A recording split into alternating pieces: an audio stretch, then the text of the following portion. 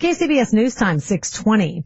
For nearly a decade, anyone looking for the propaganda videos of Anwar AlAwlaki, the leading English language jihadist recruiter, could find them on YouTube.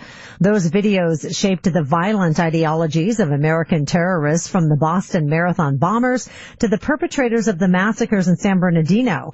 But under growing pressure from governments and counter-terrorism advocates, YouTube has now reduced its video archives of the extremist recruiter. For more on what fueled the change and what it means, we are joined now by Mark D. Wallace. He's Chief Executive of the Counter-Extremism Project. Mark, thanks for joining us. Thanks for having me on. So what was the content of these particular videos like, for those who don't know? Was it clearly jihadist propaganda, or was it disguised as something else?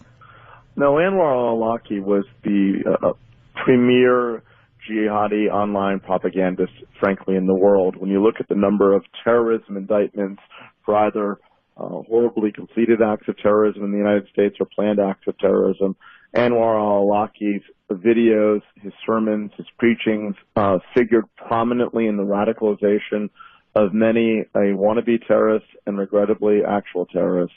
So the fact that his content is no longer readily available on YouTube is a significant development, and frankly will save lives.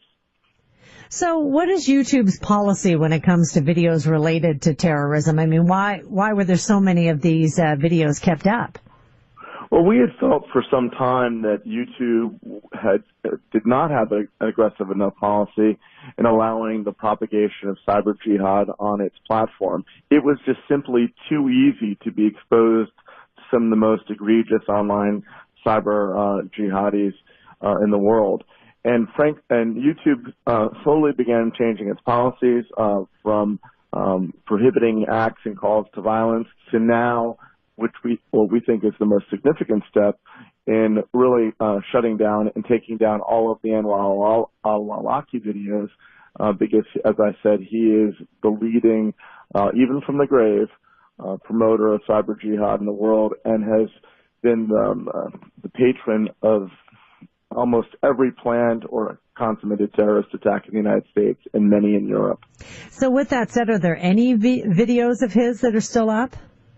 No, I think when you do a search on Google YouTube, you will bring up Anwar AlAwlaki content. He's a very well-known person. There have been documentaries about him, news reports and the like, but it's very much more difficult to access his online videos that were calls to jihad, or even his teachings on the Prophet Muhammad. We think that's a significant development. You can still find some of his videos, regrettably, in archived areas or on other platforms, but it's much, much harder. And remember, we've seen a growing phenomenon of lone wolf terror actors who, because of their circumstances, use the internet to satisfy